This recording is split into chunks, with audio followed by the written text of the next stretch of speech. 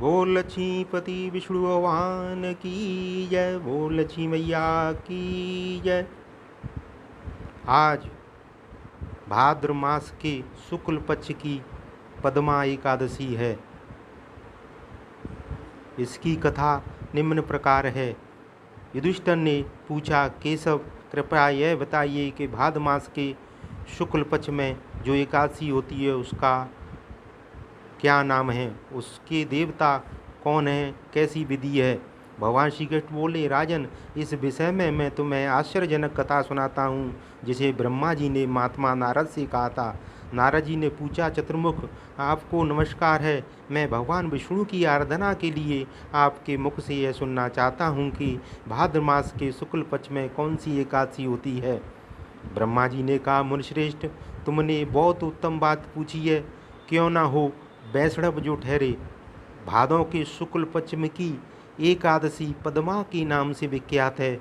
उस दिन भगवान ऋषिकेश की पूजा होती है।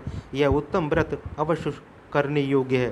सूर्यवंश में मानधाता नामक एक चक्रवर्ती सत्य प्रतिज्ञ और प्रतापी राजश्री हो गए हैं। वे अपने औरस पुत्रों की भांति धर्मपूर्वक प्रजा का पालन किया करते थे। उनके राज्य में अकाल नहीं पड़ता था, मानसिक चिंताएं नहीं सताती थी और व्याधियों का प्रकोप नहीं होता था। उनकी प्रजा निर्भय तथा धन धान से समृद्ध थी।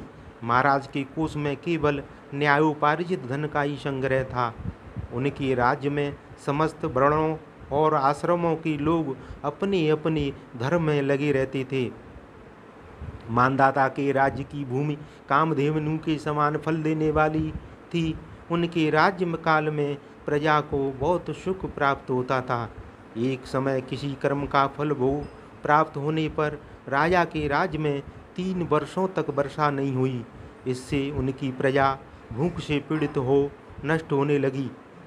तब संपूर्ण प्रजा ने महाराज के पास आकर इस प्रकार कहा। प्रजा बोली, नृपश्रेष्ठ, आपको प्रजा की बात सुननी चाहिए। प्राणों में मनीषी पुरुषों ने जल को नार कहा है। वह नार ही भगवान का ऐन निवास स्थान है, इसलिए वे नारायण कहलाते हैं। नारायण स्वरूप भगवान विष्णु सर्वत्र व्यापक रूप में विराजमान हैं। वे ही मेघ स्वरूप होकर वर्षा करते हैं। वर्षा से अन्न पैदा होता है और अन्न से प्रजा जीवन धारण करती है। नृपश्रेष्ठ, इस समय अन्न के बिना प्रजा का नाश हो रहा है, अतः ऐसा कोई उपाय कीजिए जिससे हमारे योगक्षेम का निर्वाह हो। राजा ने कहा, आप लोगों का कथन सत्य है, क्योंकि अन्न को ब्रह्म कहा गया है। अन्न से प्राणी उत्पन्न होते हैं और अन्न से ही जगत जीवन धारण करता है। लोक में बहुधा ऐसा सुना जाता है तथा पुराण में भी बहुत विस्तार के साथ ऐसा वर्णन है कि राजाओं के अत्याचार से प्रजा को पीड़ा होती है, किंतु जब मैं बुद्धि से विचार करता हूँ तो मुझे अपना किया हुआ कोई अपराध नहीं दिखाई देता। फिर भी मैं प्रजा का हित करने के लिए पूर्ण प्रयत्न करूँगा।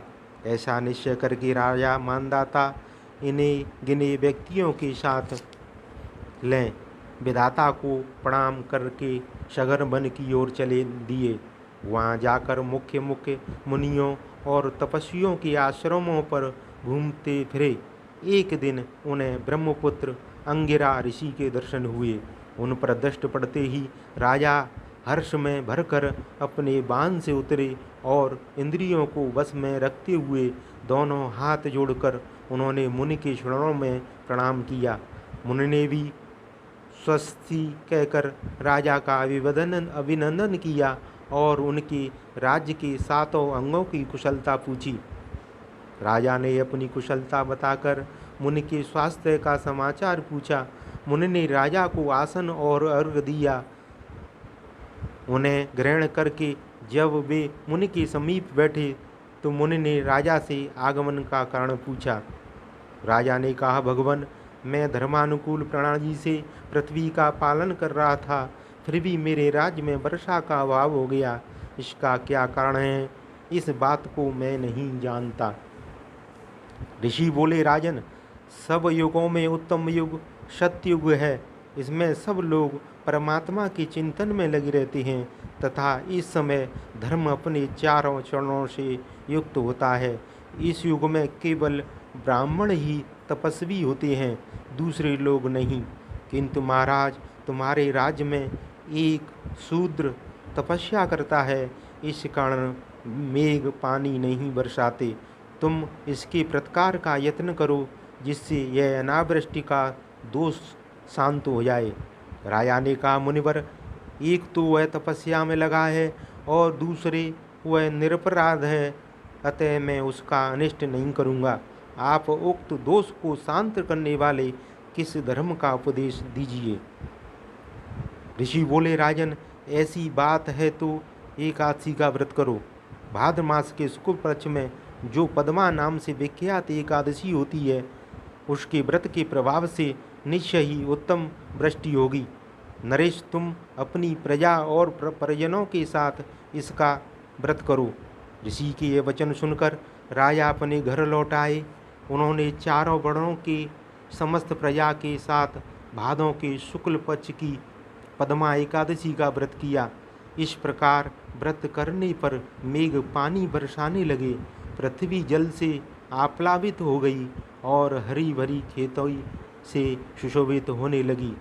उस व्रत के प्रभाव से सब लोग सुखी हो गए। भगवान श्री कृष्ण कहते हैं, राजन, इस कारण इस उत्तम व्रत का अनुष्ठान करना अवश्य करना चाहिए।